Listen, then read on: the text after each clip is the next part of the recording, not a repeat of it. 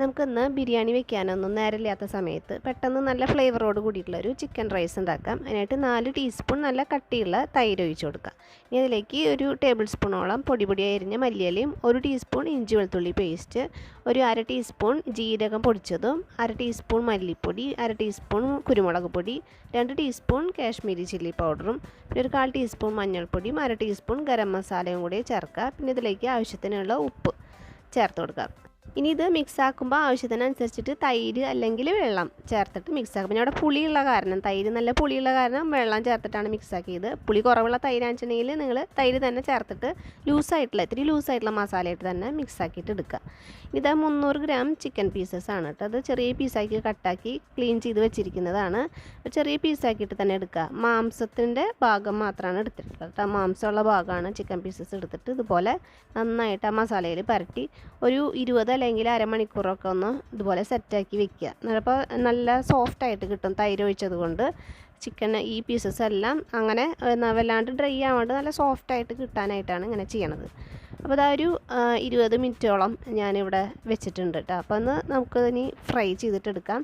Fry അല്ല, അതിൻ്റെ ഇടയിൽ വല്ലാണ്ട് അങ്ങോട്ട് ഡ്രൈ ആക്കിയിട്ട് എടുക്കരുത്. നമുക്കൊരു ഇതിങ്ങനെ സോഫ്റ്റായിട്ട് തന്നെയാണ് നമുക്ക് കിട്ടുക ടെക്സ്ചർ. കാരണം നമ്മൾ തൈരൊക്കെ ഒഴിച്ചിട്ട് ഇങ്ങനെ വെച്ച കാരണം നല്ല സോഫ്റ്റ് ടെക്സ്ചറായിട്ടുള്ള ചിക്കൻ പീസസ് ആയിട്ട് നമുക്ക് കിട്ടും. സോഫ്റ്റ് ആവും ചെയ്യും, എന്നാൽ കുറച്ച് ഫ്രൈ ആവും ചെയ്യും. ആ ഒരു രീതിയിൽ നമുക്കിത് മൂടി വെച്ചിട്ട് വേവിക്കാം. അപ്പോൾ പെട്ടെന്ന് തന്നെ വേവും, പിന്നെ അതിലത്തെ വെള്ളം അധികം വറ്റില്ല. അപ്പോൾ ഇതാപ്പോൾ മൂടി വെച്ചതിന് ശേഷം അതിലെ വെള്ളമൊക്കെ ഒന്ന് ഇറങ്ങിയിട്ടുണ്ട്. പിന്നെ തുറന്ന് വെച്ചിട്ട് തന്നെ നമുക്കൊരു സൈഡൊന്ന് ഫ്രൈ ചെയ്യുക. പിന്നെ ഒന്ന് തിരിച്ചൊക്കെ ഒന്ന് ഇട്ട് കൊടുക്കാം. തിരിച്ചിട്ടിട്ട് ഒന്നുകൂടി വേണമെങ്കിൽ മൂടി വെച്ചിട്ട് തന്നെ ഒന്ന് വേവിച്ചെടുക്കുക. നന്നായിട്ട് കുക്ക് ചെയ്തിട്ടെടുക്കുക. ഇനി നമുക്ക് അതിൽ ഓയിൽ ബാക്കി ഉണ്ടാവും കേട്ടോ. ആ ഓയിൽ അതിൽ തന്നെ വേണം നമ്മൾ അരിയൊക്കെ വേവിക്കണമെങ്കിൽ. അപ്പോൾ നല്ലൊരു ഫ്ലേവർ നമ്മുടെ അരിയിലേക്ക്, നമ്മൾ പ്രത്യേകിച്ച് വലിയ പണികളൊന്നും ചെയ്തില്ലെങ്കിലും ആ ഒരു ഫ്ലേവർ വരുമ്പോൾ തന്നെ അരിക്കൊക്കെ നല്ല ടേസ്റ്റ് ആയിരിക്കും.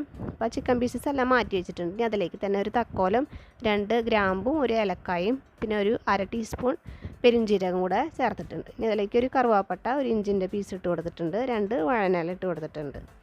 ഇനി ഇതിലേക്ക് ഒപ്പം തന്നെ ഒരു മീഡിയം സൈസ് സവാള നല്ല കുനുകുനാന്ന് അരിഞ്ഞിട്ട് ഇട്ട് കൊടുക്കാം. ഇതൊന്ന് വഴറ്റിയെടുക്കുക. സവാള ആ എണ്ണയിലൊക്കെ കിടന്ന് വരുമ്പോൾ ഇതിൻ്റെ ഒരു ഫ്ലേവർ നല്ലൊരു ഫ്ലേവറായിരിക്കും. ഇപ്പോഴത്തെ സവാളയെല്ലാം ഒന്ന് വാടി വന്നിട്ടുണ്ട്. ഈ സമയത്ത് 1 ടീസ്പൂൺ ഇഞ്ചി വെളുത്തുള്ളി പേസ്റ്റും, 1/2 ടീസ്പൂൺ കുരുമുളക് പൊടിയും, ഒരു 1/4 ടീസ്പൂൺ മഞ്ഞൾപ്പൊടിയും, പിന്നെ ഗരം മസാല ഒരു 1/4 ടീസ്പൂണും കുറച്ചും കൂടി ഞാൻ ഇട്ട് കൊടുക്കണം. ഒരു 1/2 ടീസ്പൂൺ ഇട്ട് കൊടുക്കാം. ഇനി ഇതിലേക്ക് ഒരു മീഡിയം ക്യാപ്സിക്കത്തിൻ്റെ പകുതി ഭാഗം നീളനെ ഒന്ന് അരിഞ്ഞിട്ട് ഇട്ട് കൊടുക്കുന്നുണ്ട്. എന്നിട്ട് ഇതൊന്ന് ചെറുതായിട്ടൊന്ന് വഴറ്റിട്ട് ഒരു 15 സെക്കൻഡൊക്കെ ഒന്ന് വഴറ്റിയാൽ മതിയാവും. ഇതിലേക്ക് ആവശ്യത്തിനുള്ള വെള്ളം ഒഴിച്ച് കൊടുക്കാം. ഞാനിപ്പോൾ ഇവിടെ 1 കപ്പ് ബസ്മതി അരിയാണ് എടുക്കുന്നത്. 1 കപ്പ് അരിക്ക് ഇപ്പോൾ ചെറിയ അളവല്ല, അതുകൊണ്ട് 2 ഗ്ലാസ് വെള്ളം ഒഴിച്ച് കൊടുക്കുന്നുണ്ട്. ഇതിലേക്ക് ആവശ്യത്തിനുള്ള ഉപ്പും കൂടെ ചേർത്തിട്ട് മിക്സ് ആക്കുക. വെള്ളം തിളച്ച് വരുമ്പോൾ അതിലേക്ക് അരമുറി ചെറുനാരങ്ങ നീര് പിഴിഞ്ഞൊഴിക്കുക. അപ്പോൾ ഉപ്പിൻ്റെ ടേസ്റ്റ് ഒന്ന് നോക്കട്ടെ. ഈ പുളിയും കൂടെ ചേരുമ്പോൾ അതിലേക്ക് ഉപ്പ് ചിലപ്പോൾ ആവശ്യം വരുന്നേക്കാം. അങ്ങനെയാണെങ്കിൽ കുറച്ചും കൂടി ഇട്ടിട്ട് കൊടുക്കുക. അതിന് ശേഷം നമ്മൾ കഴുകി ഞാൻ കുതിർക്കാൻ വെച്ചിട്ടുണ്ടായിരുന്നു അരി ഒരു 20 മിനിറ്റ്. ബസ്മതി അരിയാണ്. 1 കപ്പ് അത് ഇട്ട് കൊടുക്കുക, ഇളക്കുക, മൂടി വയ്ക്കുക.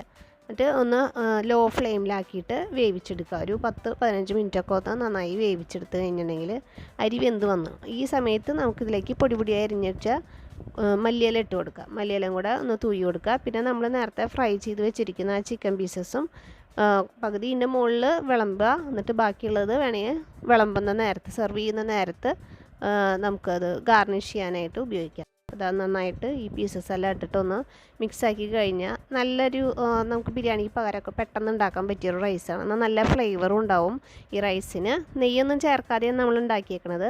അപ്പോൾ നിങ്ങൾക്ക് ഓയിലിന് പകരം വേണമെങ്കിൽ നെയ്യിൽ ചിക്കൻ വറക്കണമെങ്കിൽ വറക്കാം. അല്ലാന്ന് വെച്ചിട്ടുണ്ടെങ്കിൽ റൈസ് ഉണ്ടാക്കുന്ന നേരത്ത് കുറച്ച് നെയ്യും കൂടെ വേണമെങ്കിൽ ചേർക്കണമെങ്കിൽ ചേർക്കാം. അപ്പോൾ എല്ലാവരും ട്രൈ ചെയ്ത് നോക്കുക. നമുക്കിനി അടുത്ത വീഡിയോ ആയിട്ട് കാണാം.